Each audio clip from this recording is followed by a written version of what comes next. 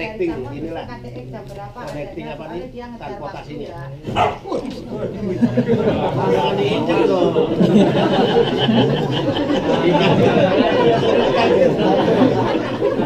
Lagi serius-serius. Biar nggak semangat.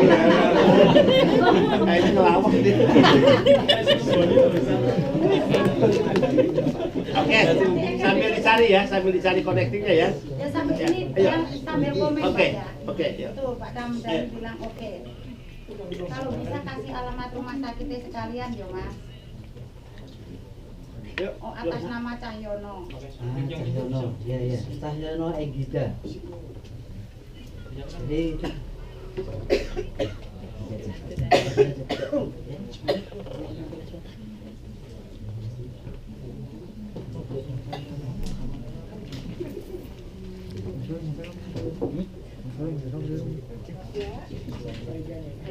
sebenarnya tadi maaf langsung dipakai.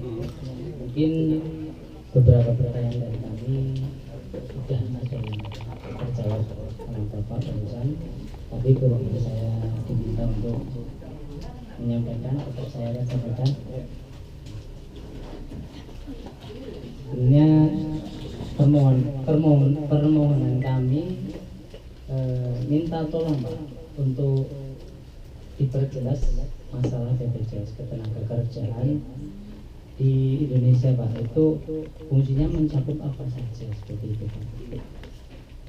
Terus yang kedua minta tolong supaya Kukmin, asuransi Kukmin ya Pak ya, diwajibkan untuk para pekerja fiksi, karena selama ini yang mendapat Kukmin itu hanya pekerja manufaktur, dan memang ada sebagian bos-bos yang sudah mendaftarkan kita, tapi ada yang belum dapat seperti itu.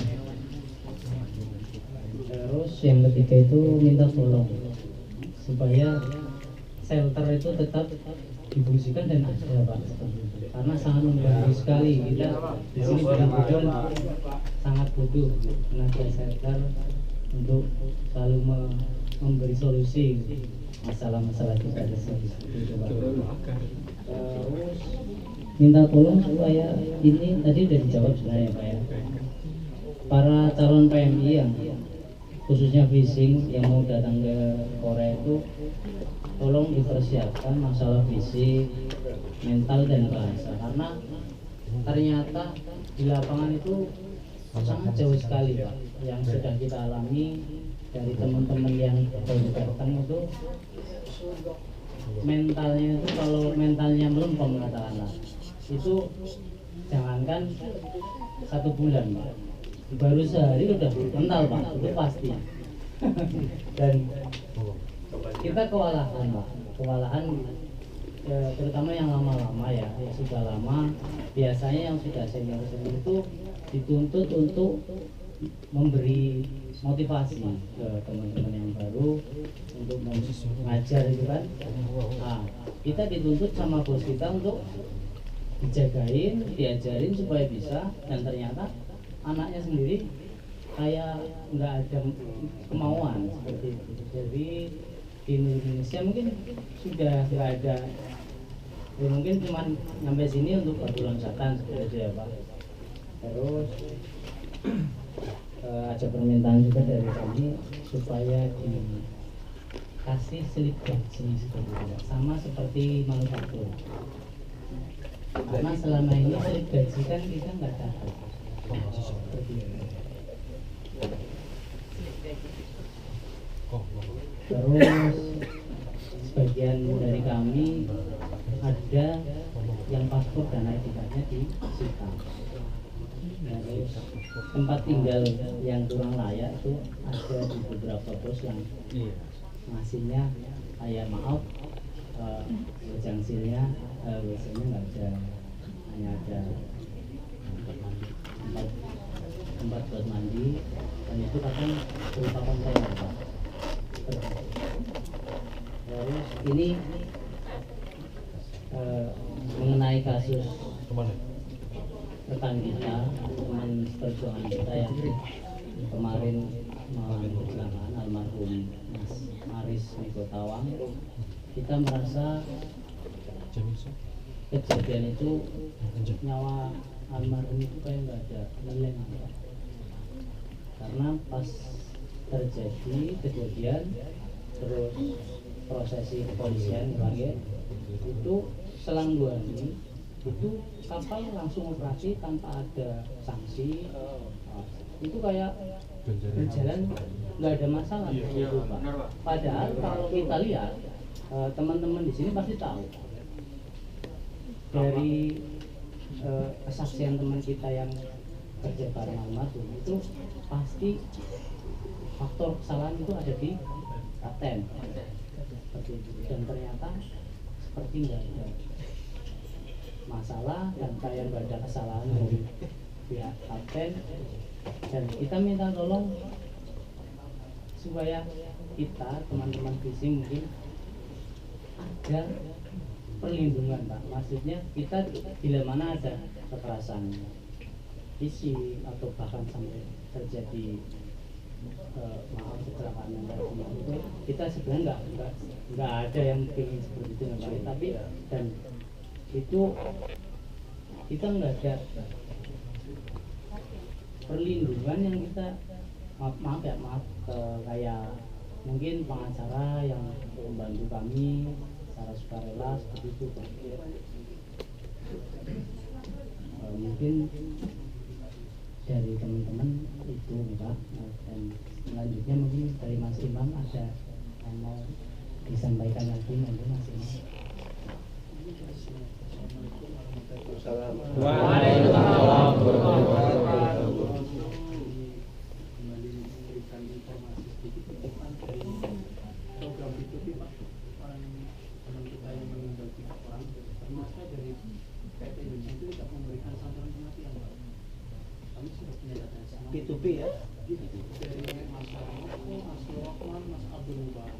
Yang PT-nya datanya ada ya? Saya alhamdulillah nanti mohon perlu sebenarnya, Pak, karena keluarganya pun sampai sekarang tidak ada apa kalau sampai yang kembali atau sampai yang kompas itu kan karena kami itu selalu mengejar seperti informasi seperti itu.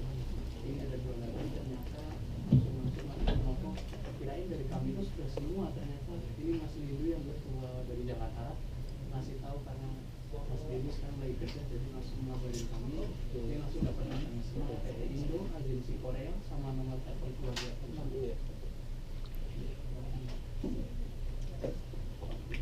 Oke, ada lagi? Atau saya jawab dulu?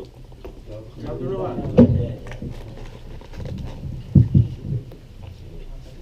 Nah, inilah pentingnya ya saya turun, banyak hal yang tidak kita rekam, akhirnya kita dapat langsung di lapangannya.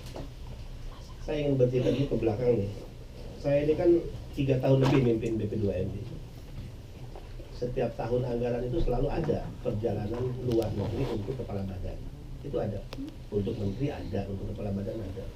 Tahun pertama anggaran kepala badan ke luar negeri itu 2 miliar per tahun ya. Kemudian tahun kedua 1,5, 2022 2 miliar. Kenapa saya tidak berangkat ke luar negeri? Karena di tahun-tahun pertama saya mimpin BP2MI, tahun kedua, tahun ketiga, ini kan masalah persepsi saya.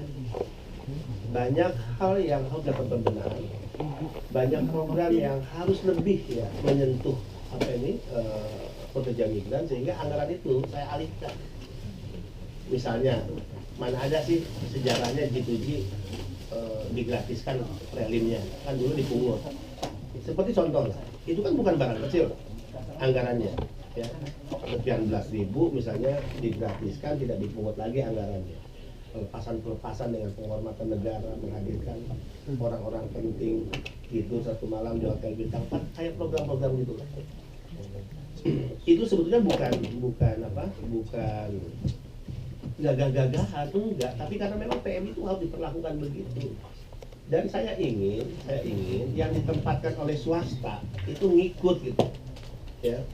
Nah, baru tahun ini kita bisa keluar negeri ini karena kebetulan ada tambahan anggaran, baru kita bisa jalan.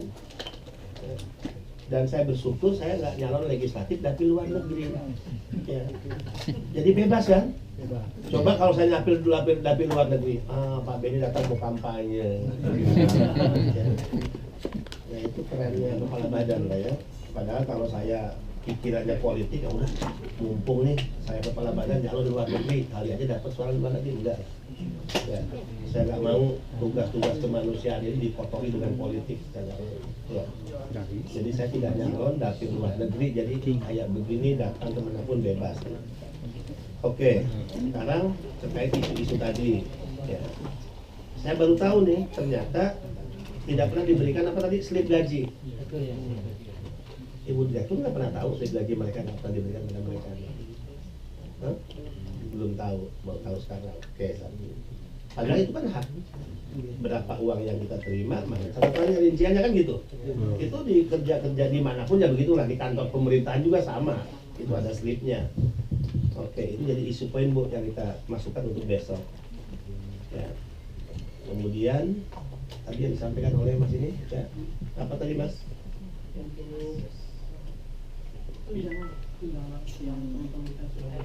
Oke, tunjangan. Penempatan itu ada 5 skema ya teman-teman, supaya teman-teman tuh paham mana sih yang menjadi urusan BP2MI, mana yang bukan.